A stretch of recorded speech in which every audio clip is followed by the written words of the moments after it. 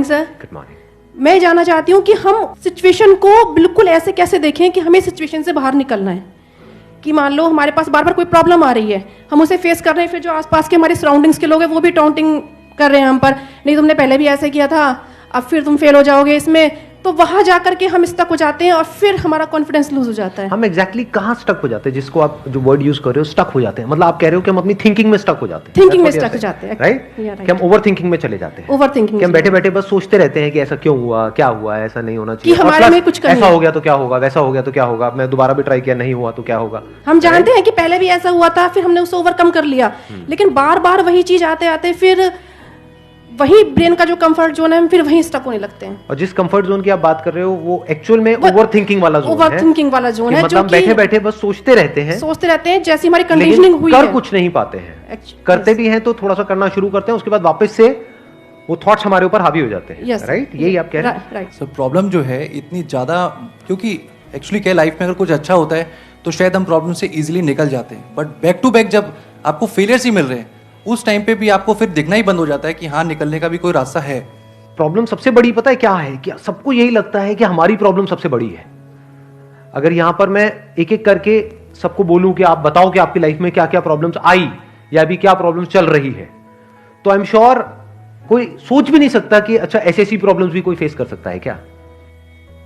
तो इन प्रॉब्लम्स के बावजूद भी कुछ लोग आगे बढ़ पाते हैं, कुछ नहीं बढ़ पाते हैं। That is the big question कि एग्जैक्टली हम स्टक कहां पर होते हैं। क्या हम एक्चुअल में लाइफ में प्रॉब्लम्स में फंसते हैं या उन प्रॉब्लम्स को लेकर के जो हमारी थिंकिंग है वहां फंसते हैं? सबसे पहले ये चीज हमको क्लियर होना चाहिए। तो जो हम कह रहे हैं फंस गए हैं, हम एक्चुअल में प्रॉब्लम्स में नहीं फंसे हैं, क्योंकि प्रॉब्लम्स तो सबकी लाइफ में है। हम एक्चुअल में थिंकिंग में फंस जाते हैं।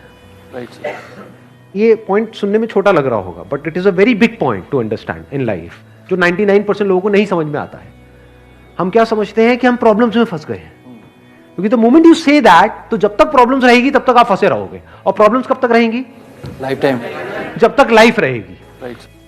बट द मोमेंट यू से कि मैं प्रॉब्लम्स में नहीं फंसा हूं, प्रॉब्लम्स मतलब लाइफ में नहीं फंसा हूं, मैं लाइफ के बारे में जो मेरी थिंकिंग है उधर मैं फंस गया हूं जाकर के। अब मैं उस थिंकिंग को कैसे चेंज करूं? इफ यू से दैट, तो वो आपके हाथ में पूरा कंट्रोल है। But if you ask me this question कि मेरी लाइफ की जो प्रॉब्लम्स हैं वो कैसे सॉल्व हो, तो उसका कोई जवाब नहीं है, क्योंकि वो कभी नहीं होगा। आज आपकी एक प्रॉब्लम है, वो सॉल्व हो भी जाएगी, कल कोई और प्रॉब्लम आ जाएगी, परसों कोई और आ जाएगी, फिर कोई और आ जाएगी, फिर कोई और आ जाएगी। Right sir. तो कैसे हम अपनी थिंकिंग को चेंज करें? सिंपल, थिंकिंग चेंज हो गई तो सब चेंज हो जाएगा। सब चेंज हो जाएगा, क्योंकि प्रॉब्लम्स को देखने का नजरिया बदल गया तो प्रॉब्लम बदल गई। एक बंदा जिसकी थिंकिंग नहीं फंसी हुई है, उसको आप चारों तरफ से फंसा दो, वो निकल जाएगा। लेकिन जिसकी थिंकिंग फंसी हुई है, उसको आप जा करके दुनिया जहान के सारे रिसोर्सेज दे दो, पूरा का पूरा खजाना भी दे दो, तब भी वो नहीं निकल पाएगा, तब भी रोएगा बैठ करके कि क्या मेरे को चारों तरफ खजाने से कैद कर दिया। अरे भाई, खजाना है, कैद नहीं है। देखा ना ऐसे लोगों को जिनके पास में सब कुछ है लेकिन रोते रहते हैं। तो सब कुछ मिलना इज नॉट अ सॉल्यूशन। जिनकी लाइफ में कोई प्रॉब्लम नहीं है वो भी रो रहे हैं। सो अब आता है कि इसका सॉल्यूशन क्या है, कि we are stuck in our thought process, how to get out of it. तो सबसे पहली चीज ये समझनी है, ज्यादा सोचने से कुछ नहीं होता है, सही सोचने से होता है। अभी सही सोचना क्या है? What is right thinking, not positively सोचना। इसको भी ध्यान से समझ लेना। पॉजिटिव सोचना क्या सही सोचना होता है? फॉर एग्जाम्पल, आगे आप जा रहे हो, किसी जंगल में हो और आगे दलदल है और आप पॉजिटिव सोच रहे हो, मेरे साथ में कभी कुछ गलत हो ही नहीं सकता, मैंने ताबीज पहना हुआ है, ये मुझे बचाएगा। बहुत लोग हैं बहुत पॉजिटिव है लाइफ को लेकर के, बट क्या उनकी सोच सही है? अभी सही सोचना क्या है? सर मेरे हिसाब से मतलब इंटेलिजेंसी से सोचना, कि मतलब कुछ ऐसा सोचे कि आगे जाके हमें कोई हानि ना हो, कि एक इंटेलिजेंट माइंड से सोचे। अभी इंटेलिजेंट क्या है और फूलिश क्या है? एक है फूलिश तरीका सोचने का, बेवकूफों की तरह सोचना, एक है इंटेलिजेंस के साथ में सोचना। What is intelligence? जिसको हम इंटेलिजेंस कहते हैं वो इंटेलिजेंस क्या है? साइंस को इंटेलिजेंस कह सकते हैं? नहीं कह सकते। नहीं कह सकते। तो किसको कहोगे? सुपरस्टिशंस को इंटेलिजेंस कहोगे? सुपरस्टिशंस मतलब क्या? बिलीफ, कुछ भी मान रखा है, उसको पकड़ के बैठे हुए उसके हिसाब से एक्ट कर रहे हैं, उसको इंटेलिजेंस कहोगे? या साइंस जिस तरीके से आगे बढ़ रही है उसको इंटेलिजेंस कहोगे? एग्जैक्टली। तो साइंटिफिक वे ऑफ थिंकिंग समझना पड़ेगा, वो क्या है, उसको अपनी लाइफ में लगाना पड़ेगा, तब आप कह सकते हो आपकी जो थिंकिंग है वो सही है। अब ये साइंटिफिक थिंकिंग मतलब क्या? रियलिटी को एज इट इज देख लेना, दैट इज साइंटिफिक थिंकिंग। यही तो है, और क्या है? There are laws of this universe, उसको एज इट इज देख लेना, उसको ऑब्जर्व करना, यही तो है साइंटिफिक थिंकिंग। उन लॉज को बदलना नहीं, क्योंकि साइंस बदल नहीं सकती उन लॉज को। लॉ ऑफ ग्रेविटी को साइंस बदल नहीं सकती है, उस लॉ को समझ करके उसके हिसाब से एक्ट कर सकती है। इसी साइंटिफिक थिंकिंग को अगर हमको अपनी लाइफ में लगाना हो तो इसका मतलब क्या?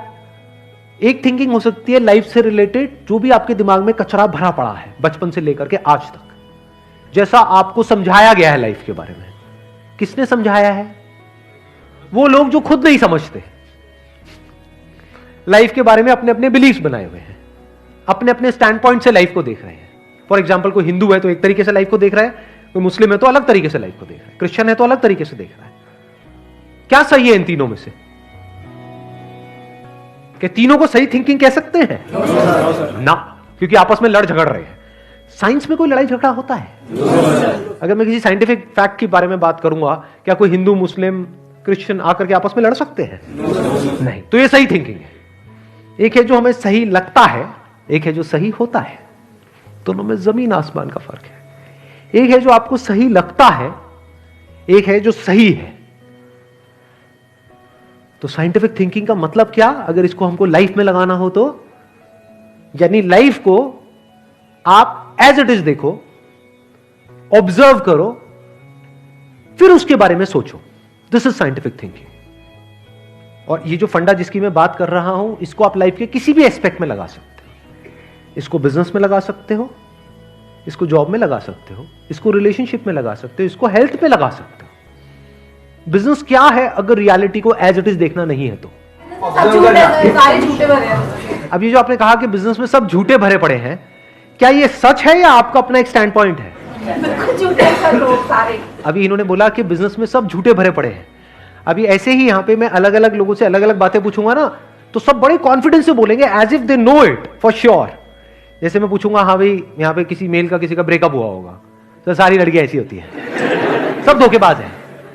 ऐसी कोई लड़की से पूछूंगा, वो आकर के बोल देगी, सर ये तो मर्द जात तो है ही ऐसी, इससे कुछ हो ही नहीं सकता। क्या ये सच है? या आपका अपना एक स्टैंड पॉइंट है, अपना आपका एक बिलीफ है? तो ध्यान से समझ लेना, इसका जो सबसे पहला स्टेप है वो है अंदर जो भी कुछ पड़ा हुआ है आपके, जो भी आपने मान रखा है उसको छोड़ दिया। अब आप हल्के फुल्के हो गए, अब एज इट इज देखा लाइफ को, लाइफ को ऑब्जर्व किया as life, not my life. For example, anger, क्या एंगर आपका है? बट आप एंगर का सोल्यूशन कैसे निकालते हो? मुझे गुस्सा आता है, मुझे गुस्सा नहीं करना है। कभी भी आप एंगर का ऐसे सोल्यूशन निकाल ही नहीं सकते। सिर्फ आपको आता है गुस्सा या सबको आता है? सबको आता है। तो क्या एंगर सिर्फ आपकी प्रॉब्लम है या एंगर एक लाइफ की प्रॉब्लम है? Fear, if you can look at fear, not your fear और माई फियर, फियर, डर है ना, वो डर क्या है? Can you look at it? इसको बोलते हैं साइंटिफिकली चीजों को देखना। रिलेशनशिप, नॉट माई रिलेशनशिप और योर रिलेशनशिप, रिलेशनशिप। तो इस तरह से जब हम चीजों को देखते हैं ना, not from a subjective point of view but from an objective point of view, जैसे एक साइंटिस्ट देखता है, जैसे एक साइंटिस्ट ऑब्जर्व करता है, वहां पे ना खुश हुआ जाता है, ना परेशान हुआ जाता है, ना पॉजिटिव हुआ जाता है, ना नेगेटिव हुआ जाता है। This positive and negative is your stand point, is a subjective point of view. In objective reality, उसमें खुश क्या होना है और दुखी क्या होना है, वहां पर सब कुछ क्लियरली नजर आ रहा होता है। वहां पे कभी भी हमारी थॉट प्रोसेस स्टक नहीं होती है, हम फंस ही नहीं सकते। बिलीफ्स में आप गारंटेड फंसोगे। शॉर्ट टर्म में वो अच्छे लग रहे होते हैं क्योंकि वहां पे कंफर्ट मिलता है। जो भी हमने मान रखा है, अगर उसको पकड़ करके हम बैठे रहें और उसमें गोल गोल घूमते रहें तो बड़ा कंफर्ट मिलता है, लेकिन आगे जाकर के वो हमको फंसा देता है, एंटैंगल्ड कर देता है। बट जो रियलिटी है वो धीरे धीरे धीरे धीरे आपको आजाद करती रहती है, जितना आप रियलिटी को समझ जाते हो उस लेवल तक।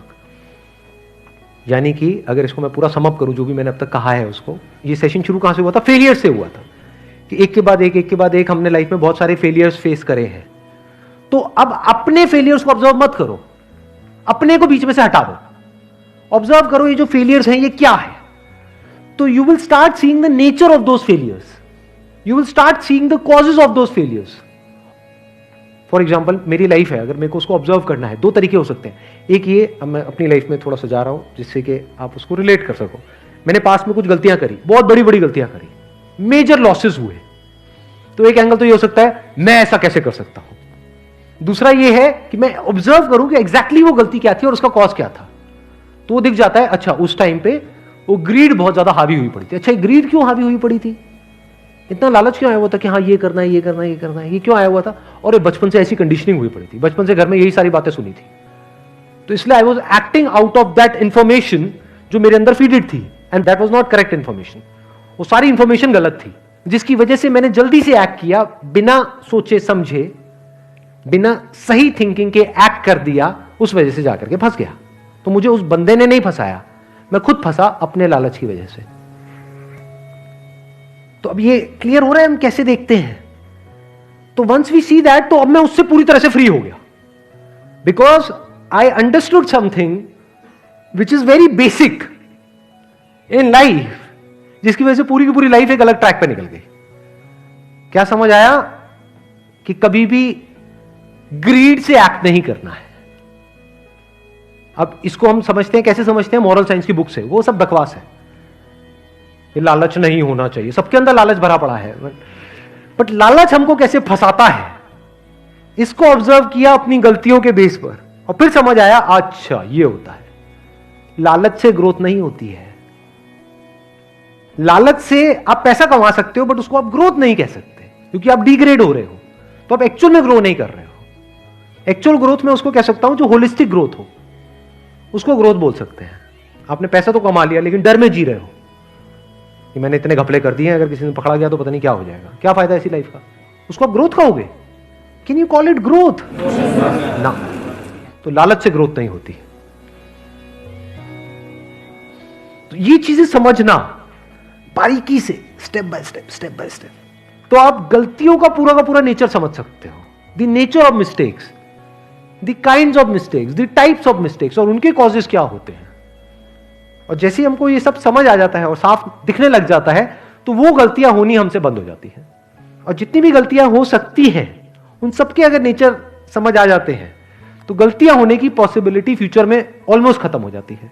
प्लस जब समझ आ गई है उसकी रियलिटी, तो वहां पे ओवर थिंकिंग के लिए जगह नहीं होती है, अपन थिंकिंग में स्टक नहीं होते हैं। Wish you all the very best, thank you so much for coming.